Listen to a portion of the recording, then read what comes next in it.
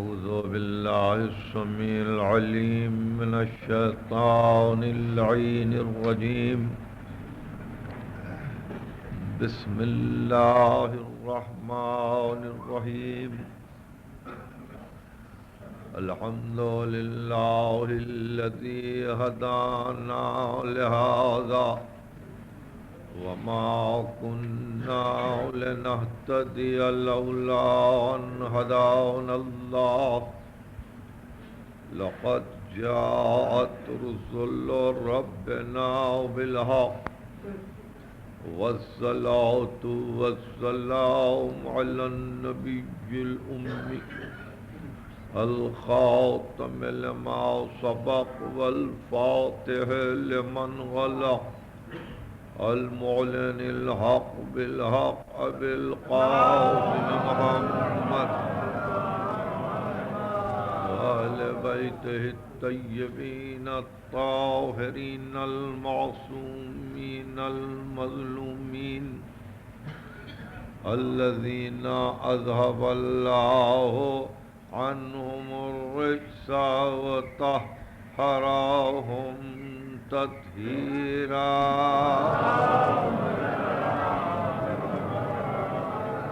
أما بعد فقد قال الله سبحانه وتعالى في محكم كتابه الحكيم: يا أيها الذين آمنوا لا تتخذوا الكافرين أولياء من دون المؤمنين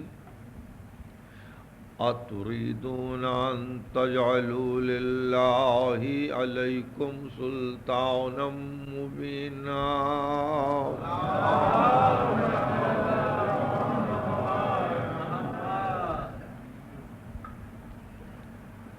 یہ سلسلہ ولا و ولی و ولایت کی چھٹی تقریر ہے جو آپ سماعت فرما رہے ہیں. اس سلسلے میں ایک اہم بات کی طرف توجہ آپ کی ضروری ہے، وہ یہ کہ ہماری عملی زندگی میں ہمارے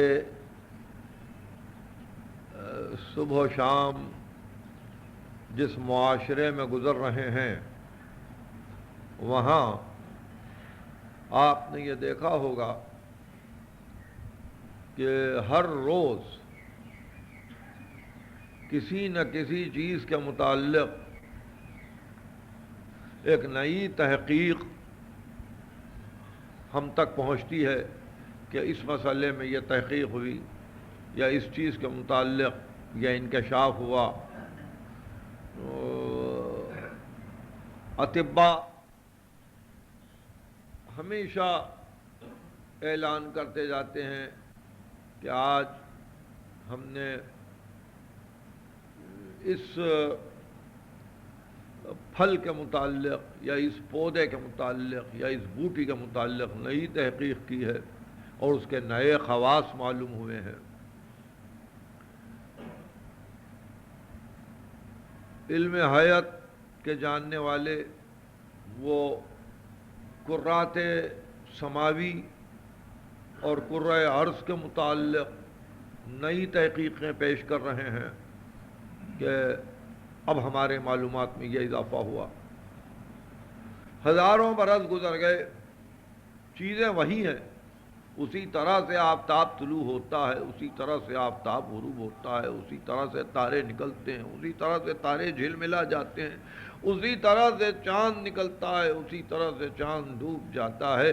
اور وہی موسم ہیں، وہی تغیرات ہیں، وہی لیل و نہار ہیں، وہی جڑی بوٹیاں ہیں، وہی میووں کے درخت ہیں، مگر یہ کہ جب دیکھیے تحقیق نئی ہے، چیزیں نہیں بدلتی، معلومات بدلتے ہیں. اس کے معنی یہ کہ جیسے جیسے علم بڑھتا جاتا ہے اشیاء پر سے پردے اٹھتے جاتے ہیں. حقیقتیں اور زیادہ واضح ہوتی جاتی ہیں، اور یہ کہا جاتا ہے کہ اب ہم نے اس مسئلے کو یوں سمجھا، یعنی ایک معمولی سی چیز جس کو ظاہر ہے کہ کوئی خاص تقریر سے لگاؤ نہیں مگر سلسلہ کلام ہے، وہ حضرت موسیٰ کی امت نے یہ خواہش کی تھی کہ من و سلوہ سے بیزار ہو گئے، اب ہم کو پیاز مولی ترکاری چاہیے، تو آواز بھی یہ آئی تھی کہ تستبدلون الذی ہوا ادنی بالذی ہوا خیر، کیا اعلیٰ کو چھوڑ کے ادنا کی طرف جاؤ گے، کیا اچھی چیز کو چھوڑ کے بری چیز کی طرف جاؤ گے؟ بہرحال پیاز کے متعلق گفتگو قرآن نے کی۔ آج آپ کو تعجب ہوگا کہ امریکہ کے بڑے بڑے محققین اسی ایک چیز کے متعلق تحقیق کر رہے ہیں کہ انسان کے معدے کا کیا تعلق ہے پیاز سے، ہر روز ایک نئی تحقیق۔ بالکل اسی طرح لہسن کے متعلق تحقیق ہو رہی ہے آج اس دنیا میں، یعنی یہ ہزاروں برس پہلے انسان اس سے واقف تھا، اپنی غذا میں اس کو اس نے شامل کر لیا تھا، آج تحقیق ہو رہی ہے کہ خون کے سیلان پر اور خون کے دوران پر لہسن کا کیا اثر ہے۔ یعنی ایسا معلوم ہوتا ہے کہ چیزیں نہیں بدلتی، قدرت کے کارخانے میں نگاہ تحقیق بدل جاتی ہے، اور انسان ایسا محسوس کرتا ہے کہ اب ہمارے معلومات میں اور اضافہ ہوا، تو پتہ چلا کہ شے اپنے مقام پر ہے مگر باطن در باطن اتنے ہزار باطن ہیں کہ پردے پر پردہ اٹھایا جا رہا ہے اور پھر ایک نئی حقیقت سامنے آ رہی ہے۔ تو پیاز اور لہسن کی حقیقتوں کو دنیا اب تک نہ جان سکی، تو ولایت عظمیٰ کی حقیقت کو دنیا کیا پہچانے؟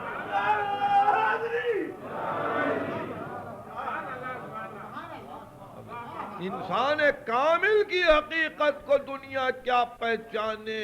وہی انسان ہے، برسوں صدیوں ہزاروں برس گزر گئے، وہی اس کا نقشہ ہے، وہی اس کے تیور ہیں، وہی اس کی جسم کی ساخت ہے، وہی اس کا قد ہے، کوئی خاص فرق نہیں آیا اتنی صدیاں گزرنے کے بعد بھی، مگر اس کی گہرائیوں میں غور کرتے کرتے کرتے ابھی 200-250 برس بھی نہیں گزرے، یہ علم نفسیات کی ایجاد ہوئی۔ علم نفسیات کوئی پرانا علم نہیں ہے، جدید علم ہے، سائیکالوجی، کہ انسان کے متعلق یہ بتلایا جائے کہ انسان کے اندرونی گہرائیوں کا کیا حال ہے، یعنی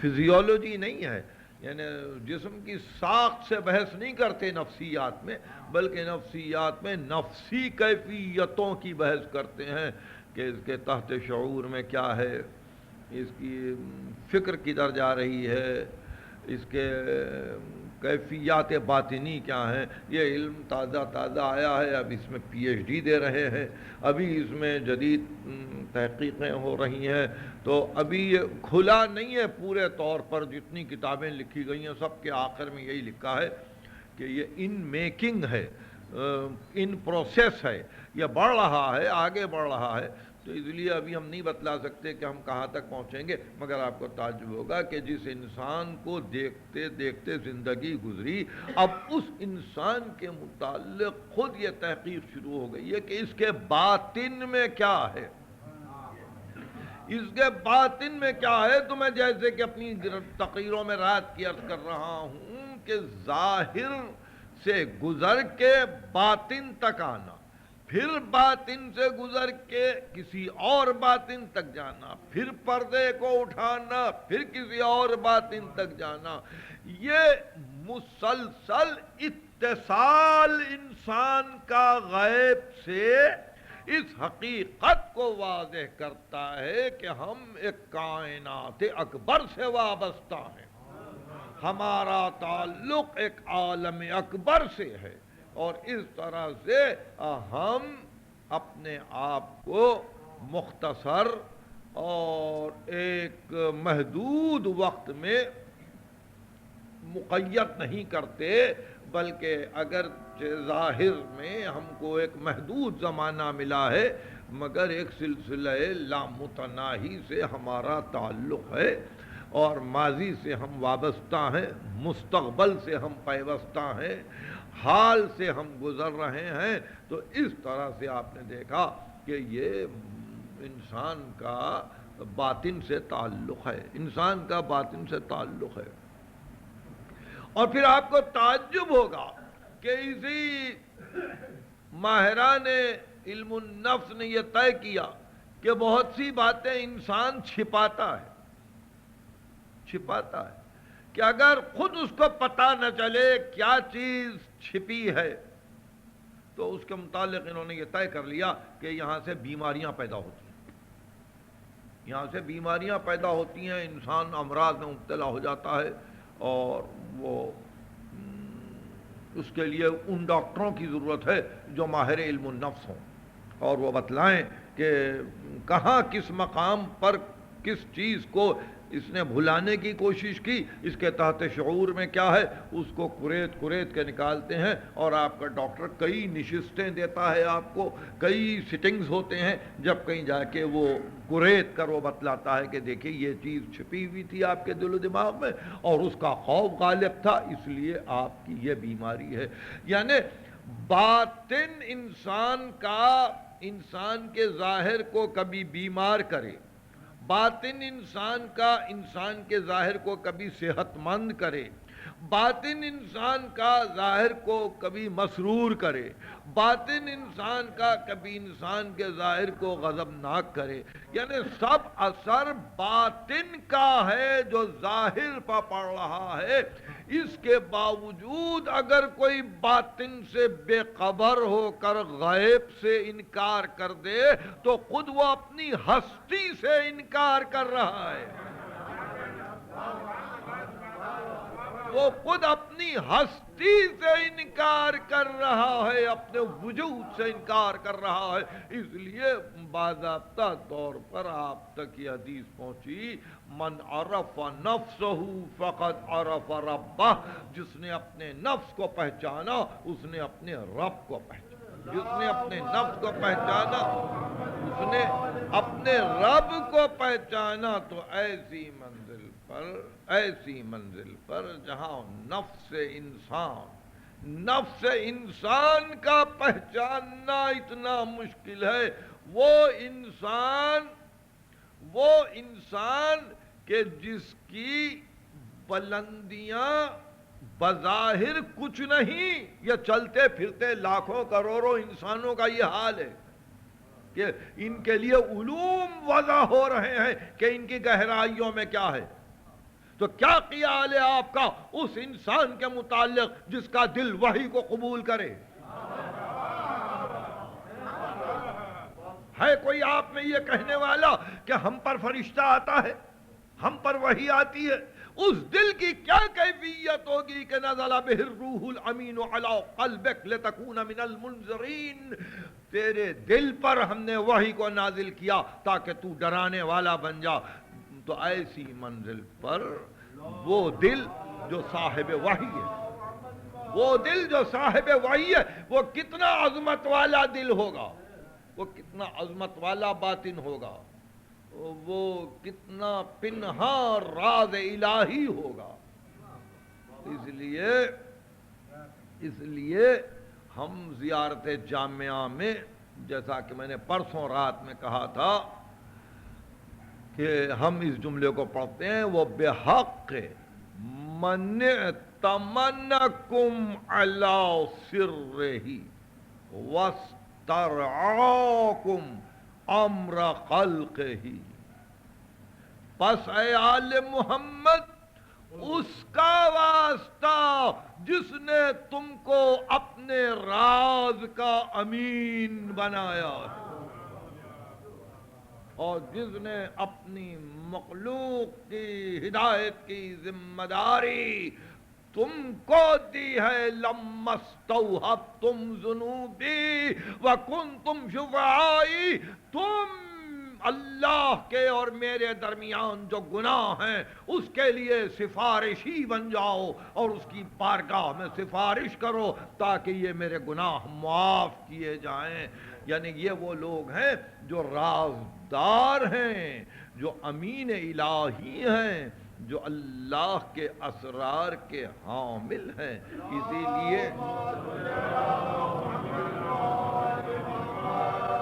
لیے آپ ان کو یوں کہتے ہیں کہ امناء وحی ہی، آل محمد اس کے وحی کے امین ہیں، حملت سر ہی اس کے راز کے حامل ہیں.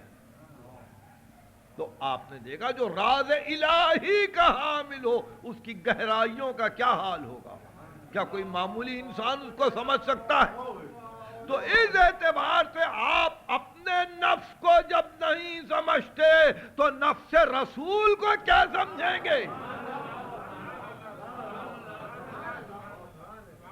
نفس رسول کو آپ کیا سمجھیں گے کہ رسول کے نفس کا کیا عالم ہے؟ آپ اپنے نفس کو بھی نہیں پہچان سکے، اپنے نفس کی گہرائیوں کو نہ جان سکے. تو بہرحال یہ وہ منزل ہے کہ جہاں ہم اتصال چاہتے ہیں، غیب سے نزدیک ہونا چاہتے ہیں، غیب سے نزدیک ہونا چاہتے ہیں. وہ غیب نہیں کہ جہاں ڈاکٹرز کوشش کیے جا رہے ہیں، جہاں محققین کوشش کیے جا رہے ہیں، جہاں بڑے بڑے ریسرچ اسکالرز کوشش کیے جا رہے ہیں کہ انسان کے باطن کی تحقیق کریں. نہیں، ہم اس غیب کی طرف جانا چاہتے ہیں، اس غیب کی طرف جانا چاہتے ہیں جو ایمان کی جان ہے، جو تقوی کا دل ہے، جو مومن کی روح ہے. ہم اس غیب کی طرف جانا چاہتے ہیں کہ جس میں دوام ہے، جس میں جاویدانیت ہے، جس میں ہمیشگی ہے، جس میں بقا ہے. تو اس غیب سے اتصال، اس غیب سے اتصال کے لیے ہم کچھ فکر کریں گے، ہم کچھ فکر کریں گے. ظاہر ہے جب چھٹی تقریر آپ سن چکے اور میری 3 تقریریں باقی رہ جاتی ہیں تو اس میں کوئی ایسی فکر بھی ہو کہ بھئی یہ اتصال کیسا ہو، یہ اتصال کیسا ہو. آخر کوئی نسخہ بھی تو تجویز ہو کہ کیا کرنا ہے، کیا کرنا ہے. تو اس منزل پر جو سب سے اہم بات ہوگی، قابل ذکر، وہ یہ ہوگی کہ اب آپ جس چیز سے اتصال چاہیں، جس چیز سے اتصال چاہیں، اس کے مزاج سے کچھ ہم آہنگی پیدا کرنے کی ضرورت ہوتی ہے. میں جملے کو نہیں سمجھا سکا، یہ جملہ تھوڑا سا بلند ہو گیا. آپ جس حقیقت سے متصل ہونا چاہیں اس حقیقت کا مزاج پہلے جانیں، اس کے بعد اپنے مزاج کو اس طرح سے ڈھالیں تاکہ نزدیک ہوں. اور یہ ڈھالنا مزاج کا بغیر مودت و محبت کے ناممکن ہے.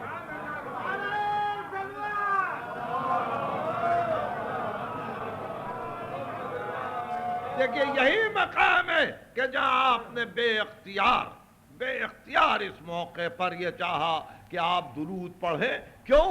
فقط اس واسطے کہ آپ چاہتے ہیں کہ اپنی طبیعت کو ڈھالیں. زیارت جامعہ کا جملہ وہ جعلہ صلواتنا علیکم وما قصنا به من ولایتکم طیبا لخلقنا وطہارتا لانفسنا وتزکیتا لنا وکفارتا لذنوبنا. اے آل محمد، جب ہم تم پر درود بھیجتے ہیں تو ہماری خلقت پاک ہوتی ہے، ہمارے گناہوں کا کفارہ ہوتا ہے، ہماری ولادت پاک ہوتی ہے اور ہم اپنی برائیوں کو دھوتے ہیں. فقط جب ہم تم پر درود بھیجتے ہیں تو درود ایک واسطہ بن جاتا ہے کہ ہم اپنی فطرت کو ڈھالیں اور تمہاری چوکھٹ تک پہنچ جائیں.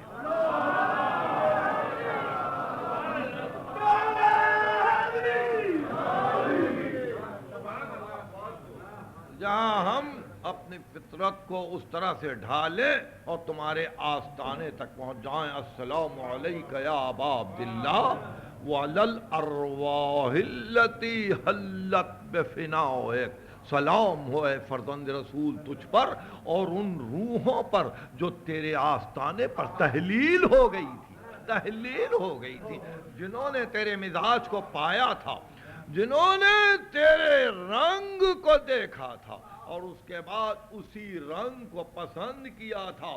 صبغۃ اللہ ومن احسن من اللہ صبغہ، یہ اللہ کا رنگ ہے اور اللہ کے رنگ سے کوئی اور رنگ بہتر نہیں ہے، کوئی اور رنگ بہتر نہیں ہے۔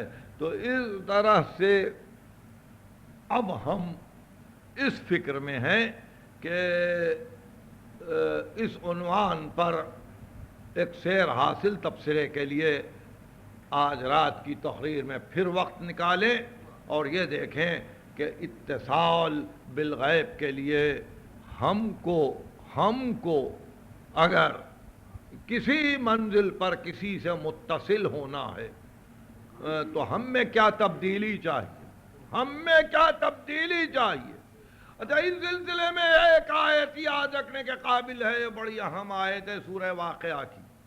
سورہ واقعہ جیسا کہ عرض کیا جا چکا ہے قرآن مجید کا 56واں سورہ ہے، 55واں سورہ سورہ رحمان ہے، 57واں سورہ سورہ حدید ہے اور دونوں کے درمیان سورہ واقعہ ہے۔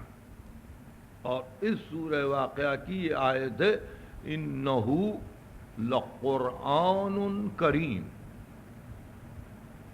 یہ قرآن کریم ہے، فی کتاب مکنون، یہ قرآن کریم ایک چھپی ہوئی کتاب میں ہے۔ قرآن تو یہ ہے مگر یہ کسی چھپی ہوئی کتاب میں ہے، لا یمسہ الا المطہرون، سوا طاہر کے کوئی اس کو مس نہیں کر سکتا۔ دیکھیے پہلی شرط ہے اتصال بالغیب کے لیے کہ اگر کتاب مکنون تک جانا ہے، قرآن تو آپ کے پاس پریس میں چھپتا ہے، قرآن کو تو جرمنی میں چھاپا جاتا ہے، قرآن کی طہارت کے لیے یہ نہیں کہا کہ تکوینی ہے کہ لازمی طور پہ اس کا چھایا کرنے والا، چھاپنے والا، ہاتھ لگانے والا، جلد بنانے والا، لکھنے والا پاک ہو۔ دنیا کے مختلف مقامات پہ یہ قرآن چھپ رہا ہے، ظاہر ہے کہ کسی کی طہارت کی ذمہ داری نہیں لی جاتی، اس لیے یہ نہیں کہا کہ قرآن کریم کو مس کرنے کے لیے مطہر چاہیے، بلکہ کہا قرآن کریم کتاب مکنون میں ہے، کتاب مکنون میں ہے جس کو کوئی مس نہیں کر سکتا مگر ان کے مطہر۔ اسی سے علماء نے استنباط کیا کہ قرآن کو جب آپ مس کریں تو طہارت رہے۔ اسی آیت سے استنباط کیا کہ جن پر تکلیف نہیں ہے، جو مسلمان نہیں ہے، ظاہر ہے کہ وہ جس طرح سے چاہیں قرآن کو ہاتھ لگائیں، مگر آپ کے لیے شرط یہ ہے کہ آیات کو، اس کے الفاظ کو، اس کے حروف کو اگر آپ ہاتھ لگائیں تو اس کا خیال رہے کہ آپ پاک ہوں۔ تو یہ ظاہر قرآن میں پاکی شرط ہے، ظاہر قرآن میں پاکی شرط ہے ہاتھ لگانے کی۔ اور جو کتاب مکنون ہے جس میں قرآن کریم ہے، وہ کتاب مکنون جس میں قرآن کریم ہے، لا یمسہ، اس کو کوئی مس نہیں کر سکتا، مس نہیں کر سکتا۔ مس کی تعریف، اس تک کوئی اپنی فکر کو نہیں پہنچا سکتا، اس تک کسی کا شعور نہیں جا سکتا، اس تک کسی کا فہم رسائی نہیں کر سکتا، اس تک کوئی محبت نہیں جا سکتی، اس تک دعوی محبت نہیں پہنچ سکتا، جب تک کہ محبت کا دعویٰ کرنے والا، جب تک کہ فکر کو پہنچانے والا وہم کو اس مقام تک لے جانے والا خود پاک نہ ہو، پاک نہ ہو، تاکہ وہ کتاب مکنون تک پہنچنے کے لیے طہارت شرط ہے۔ یہ تکوینی ہے، یہ تکوینی ہے، یہاں صرف تشریح نہیں ہے۔ لا یمسو الا المطہرون، کتاب مکنون کو تو کوئی ہاتھ ہی نہیں لگا سکتا، مس نہیں کر سکتا، نزدیک نہیں جا سکتا، اس کو پہچان نہیں سکتا، اس کو سمجھ نہیں سکتا جب تک کہ طاہر نہ ہو۔ کوئی شقی نہیں جان سکتا کہ کتاب مکنون کیا ہے۔ کسی کے دل میں شقاوت ہے، وہ کیسے جانے کتاب مکنون کیا ہے؟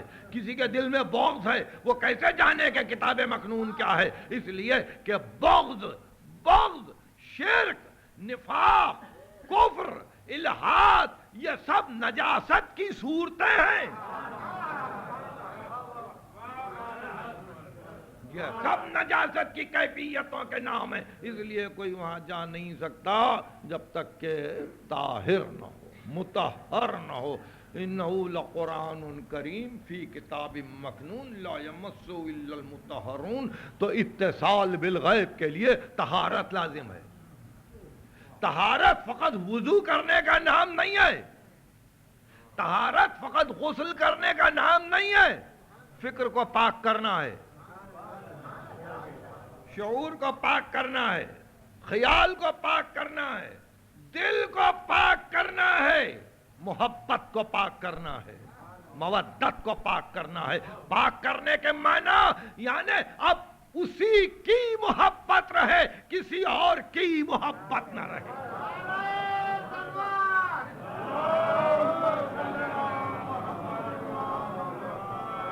اب اسی کی مودت رہے، کسی اور کی مودت نہ رہے۔ یہ دل بت خانہ نہ بنے، یہ دل بت خانہ نہ بنے، اس دل میں دوئی نہ آئے کہ بس ایک ہی کے لیے دل ہے تو اسی کا ہو جائے۔ یہیں سے طہارت شروع ہوتی ہے، اس لیے کہ دل کے متعلق کوئی وضو کی صورت نہیں ہے، دل کو غسل دینے کے کوئی احکام نہیں ہے۔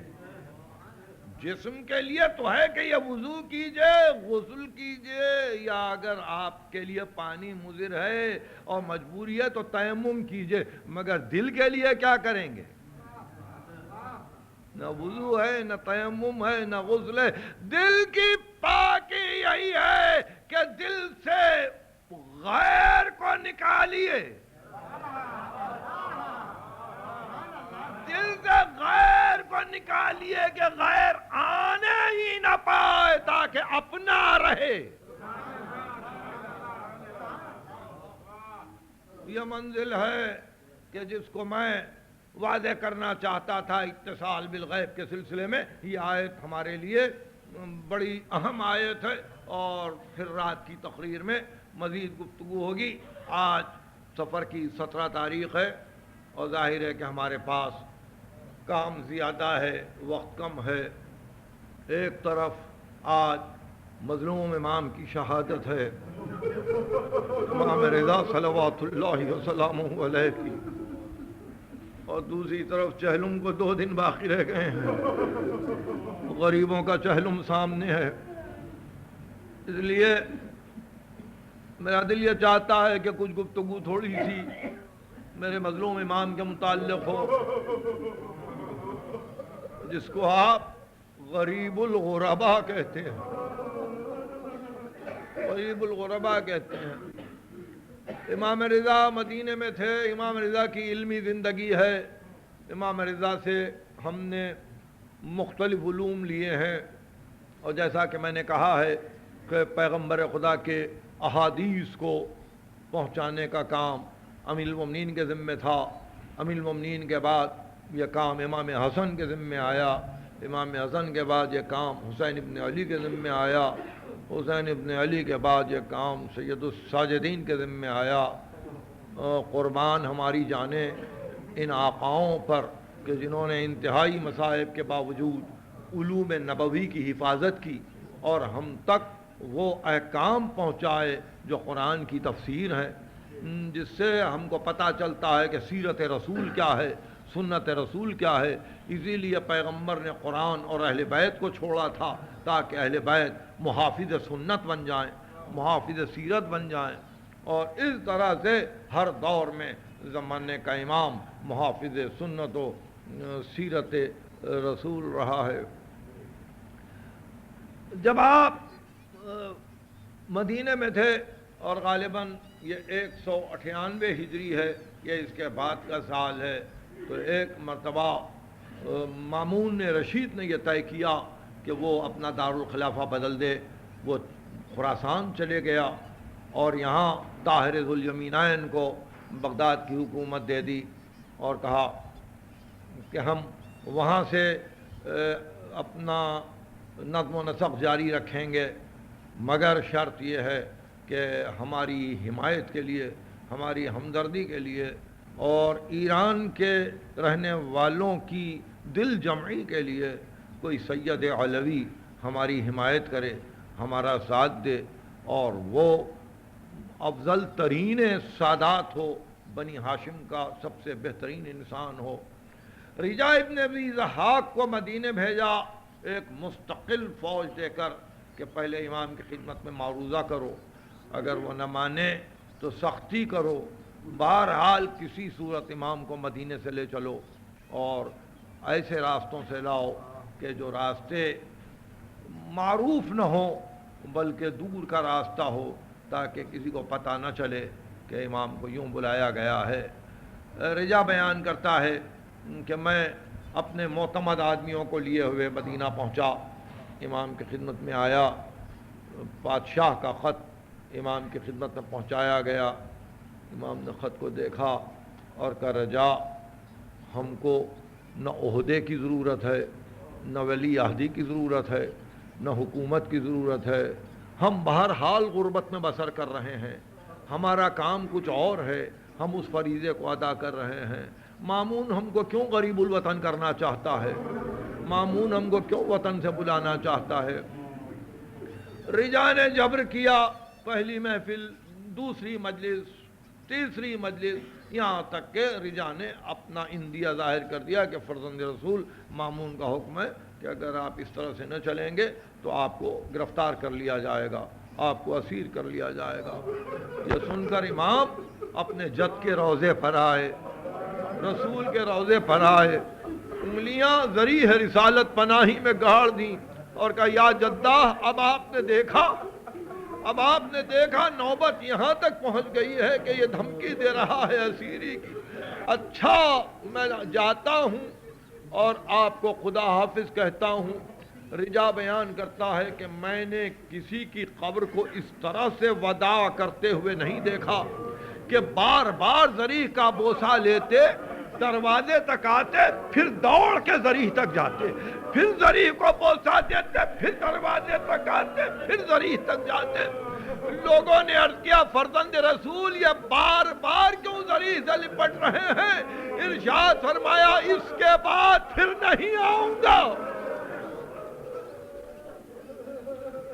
اس کے بعد پھر نہیں آؤں گا. وداع کیا اپنے جد کو, اپنے عزیزوں کو, اپنے گھر والوں کو. امام تقی جواد کا سن 6 برس کا تھا. غلام یاسر کو ساتھ لیا اور کہنے لگے بیٹا میں یہاں سے پہلے خانہ کعبہ جاؤں گا اپنے ابو جد کی سیرت پہ چلتے ہوئے, تم بھی میرے ساتھ چلو, وہاں ہم اپنے فرائض کو ادا کریں گے اور پھر تم اس کے بعد مدینہ آ جانا, میں خراسان جاؤں گا. بیٹا ساتھ تھا. امام رضا بیان کرتے ہیں کہ میں طواف کر رہا تھا اور طواف کے بعد جب میں نے آخری مرتبہ پردہ حرم کو تھام کے دعا کی اور اس کے بعد میں نے دیکھا کہ ایک مرتبہ غلام آیا اور اس نے عرض کیا فرزند رسول امام تقی جواد مٹی پر بیٹھ گئے ہیں اور زمین سے مٹی اٹھا کے اپنے سر پر ڈال رہے ہیں. امام رضا پہنچے اور جا کے امام تقی جواد کو گود میں اٹھایا. کہا کیا کرتے ہو بیٹا؟ کہا بابا میں نے ابھی اس دعا کو سنا جو آپ طواف کے بعد دعا کر رہے تھے اس سے یہ پتا چل رہا تھا کہ پھر آپ خانہ کعبہ کو نہ دیکھیں گے.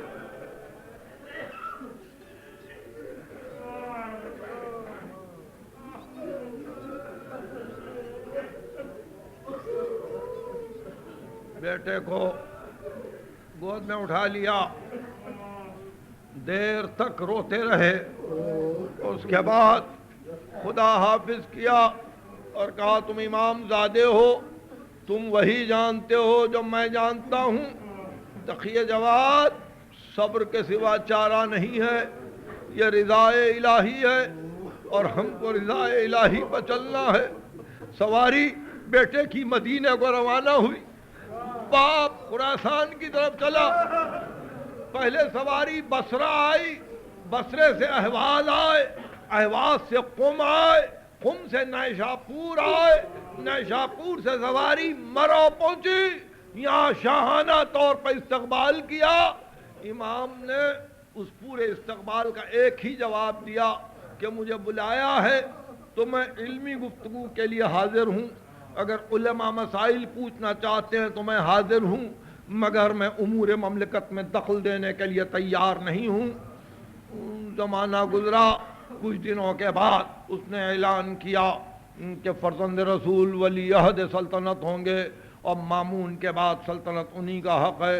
امام نے کہا کہ مامون الجفر والجامعہ ید اللعن علی ضد ذالک, جفر و جامعہ دونوں سے یہ پتہ چلتا ہے کہ ایسا نہیں ہوگا, اس لیے کہ میری موت تو بہت قریب ہے, بہت قریب ہے. یہ ولی عہدی سے کیا حاصل ہے, یہ تیرے بعد کس کو سلطنت دینے والا ہے, اور میں اس کو قبول نہیں کروں گا. بے اختیار اس نے کہا فرزند رسول, ہر موقع پر جب میں کوئی اہم بات آپ سے کہتا ہوں آپ انکار کر دیتے ہیں, اور اس میں شاہی کی توہین ہے, اس میں اسلام کی توہین ہے. فرزند رسول ایسا نہ ہو کہ کوئی سخت احکام آپ کے لیے جاری کر دیے جائیں. امام نے کہا مامون کیوں دھمکی دیتا ہے بار بار سخت احکام کے جاری کرنے کی, ہم کو معلوم ہے کہ جو کچھ تیرے ہاتھ سے ہونے والا ہے, مگر مامون اتنا یاد رکھ کہ ہم وطن سے بہت دور ہیں, ہمارے بچے وطن میں ہیں. اس طرح سے کسی دیوانگی سے کوئی کام نہیں چلے گا, اور ہم کبھی امور سلطنت میں دخل نہیں دیں گے. تو اعلان کرنا ہے تو اعلان کر دے. مامون نے اعلان کر دیا ولی عہدی کا, مگر امام نے کسی مسئلے میں دخل نہیں دیا, کبھی دخل نہیں دیا. مگر مامون کے لیے ایک امر تکلیف دہ یہ تھا کہ دربار میں مامون آتا تو اس طرح سے اس کی قدر و منزلت نہیں ہوتی, مگر جب دربار میں امام رضا آتے تو سارا دربار بے چین ہو جاتا, سارا دربار منقلب ہو جاتا, کوئی قدموں سے لپٹ جاتا, کوئی قدموں پہ آنکھیں رکھ کے رونے لگتا. مامون نے ایک مرتبہ دیکھا, 2 مرتبہ دیکھا, 3 مرتبہ دیکھا, اور ایک دن کہا فرزند رسول آخر وہ کیا بات ہے کہ اللہ نے آپ کو یہ عزت ہم پر عطا کی ہے, آپ کو یہ شرف ہم پر عطا کیا ہے. ہم بھی مسلمان ہیں اور ہم بھی بادشاہ ہیں اور ہم بھی عباس ابن عبد المطلب کی اولاد سے ہیں جو ہاشم کی اولاد تھے. آپ نے کہا صحیح ہے, مگر ہم وارثان کتاب ہیں. ثم اورثنا الکتاب الذین اصطفینا من عبادنا, ہم نے وارث کیا ہے کتاب کا ان کو جن کو ہم نے اپنے بندوں میں سے مصطفیٰ کیا. اے مامون, مصطفیٰ ہونے کی دلیل یہ ہے کہ ہم آئے تطہیر میں ہیں, ہم آئے مباہدہ میں ہیں, ہم آئے مودت میں ہیں. مصطفیٰ ہونے کی دلیل یہ ہے کہ تجھ پر صدقہ جائز ہے, ہم پر صدقہ حرام ہے. مصطفیٰ ہونے کی دلیل یہ ہے کہ تیری بیٹی رسول پر جائز ہے, ہماری بیٹی رسول پر حرام ہے. مصطفیٰ ہونے کی دلیل یہ ہے کہ ہم اللہ کی بارگاہ میں جس کی چاہے شفاعت کر سکتے ہیں, روز قیامت جس کی چاہے سفارش کر سکتے ہیں. مامون پر یہ امر گناہ گزرا, یہ امر گناہ گزرا, اور اسی طرح روز جیسے جیسے دن گزرتے ہر وقت مامون کو یہ خیال ہوتا کہ امام رضا کی کامیابی اور فتح قریب ہے. سارے علماء دربار کے امام رضا کی طرف متوجہ ہو چکے تھے۔ امام رضا نے یحییٰ بن اکتم کو، علماء یہود کو، علماء نصارہ کو انہی کی کتابوں سے توحید پر، نبوت پر اور امامت پر عجیب ترین اپنے خطبے سنائے تھے اور ان کے دلوں کو موم کر دیا تھا، نرم کر دیا تھا۔ مامون تاب نہ لا سکا۔ 2 ہی برس کے اندر مامون یہ سوچتا چلا کہ اب کسی صورت ایسا کوئی راستہ نکالا جائے کہ اس قصے کو ہمیشہ کے لیے ختم کیا جائے، ہمیشہ کے لیے ختم کیا جائے اور یہ ذلت بادشاہ وقت کو نہ اٹھانی پڑے۔ جیسے جیسے وقت گزرتا چلا امام بھی باخبر تھے، جان رہے تھے مکنونات کا علم جن کو تھا، چھپی ہوئی باتوں کو جاننے والے تھے، اتصال بالغیب کی منزل پر کامل تھے۔ امام کو علم تھا کہ کیا ہو رہا ہے کہ ایک دن امام نے کہا مامون 2 برس ہو گئے، کیا یہ مناسب نہیں ہے کہ میں کچھ دنوں کے لیے مدینہ جاؤں؟ کہا فرزند رسول کچھ دنوں سے یہ میں بھی سوچ رہا تھا کہ آپ کو گھر چھوڑے ہوئے بہت دن ہو گئے، آپ کا بچہ چھوٹا ہے، بہت چھوٹا ہے، میں سوچ رہا ہوں کہ آپ کے لیے سامان سفر تیار کروں اور آپ کو مدینہ بھیج دوں۔ امام علیہ السلام نے کہا مامون اپنی بات پہ قائم رہنا، اپنی بات پہ قائم رہنا، اچھا ہے اگر میں جد کے روضے تک چلے جاؤں۔ یہ کہہ کے امام آئے اور ابو سلط حروی کو بلا کے کہا ابو سلط تو نے سن لیا؟ مامون کہتا ہے مدینہ بھیجنے کو، وہ مدینہ نہیں بھیجے گا، اب مجھے زہر دے دے گا، اب مجھے زہر دے دے گا اور بہت جلد زہر دے گا۔ یہ کہتے ہیں ابو سلط حروی کہ میں کانپ اٹھا جب امام نے یہ اطلاع دی کہ امام کو زہر دیا جائے گا۔ 2 دن کے بعد امام نے ابو سلط حروی کو بلایا اور کہا ابو سلط تم یہیں بیٹھو، تھوڑی دیر میں مامون کا آدمی آیا چاہتا ہے تم میرے ساتھ چلو، مامون بلائے گا، مجھے انگور کھلائے گا۔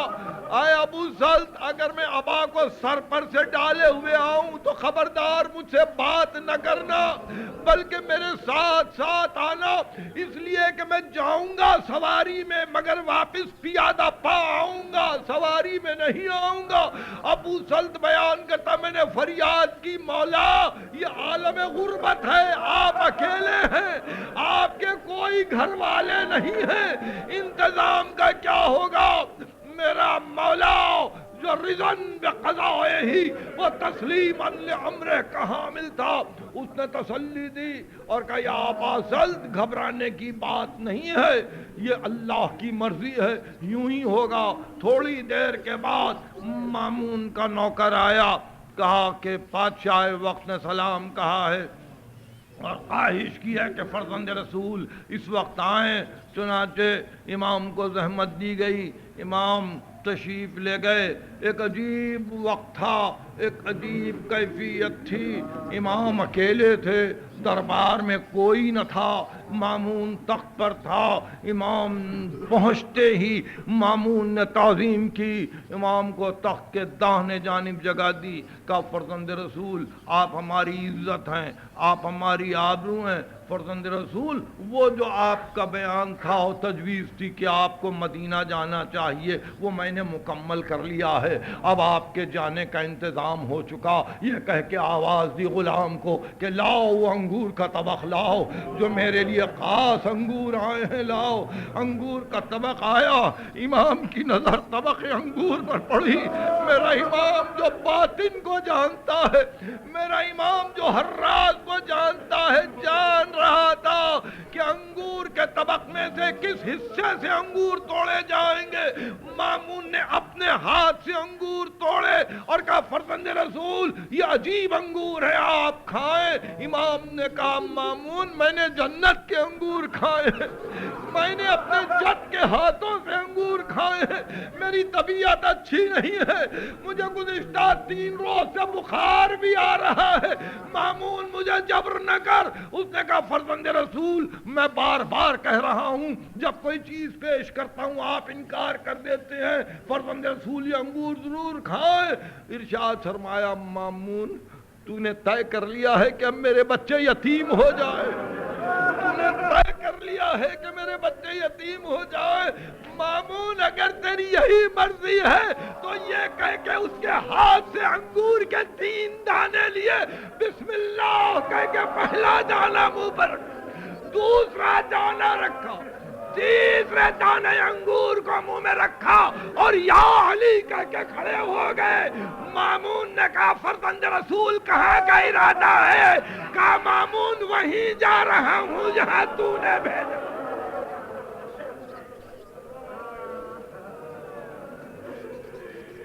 مامون وہیں جا رہا ہوں جہاں تو نے بھیجا۔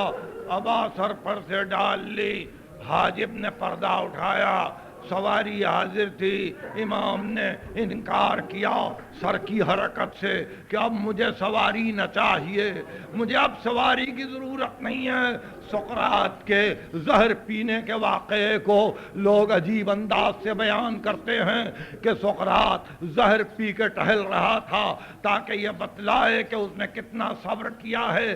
میرے امام نے سواری کا انکار کر کے بادشاہ کے گھر سے گھر تک اپنے پیدل آنے کی زحمت اسی لیے گوارا کی کہ دنیا جان لے کہ زہر کھا کے پیدل اس لیے چلتے ہیں کہ جب راستہ نصف ہو چکا تو بیان کرتا ہے ابو سلط میں دیکھا کہ امام کے پاؤں بوجھل ہو رہے ہیں، امام کے پاؤں متورم ہو رہے ہیں۔ آہستہ آہستہ گھر کے دروازے پر پہنچے، جب دروازے پر آئے میں نے دروازے کی زنجیر بند کر دی، امام اندر آئے اور خاموش ایک جگہ کچھ دیر کے لیے کھڑے ہو گئے اور اس کے بعد گھر کے فرش کو الٹ دیا، مٹی پر سجدہ کیا اور کہا بے کسوں کے والی، غریبوں کے وارث، میں تیری بارگاہ میں آ رہا ہوں۔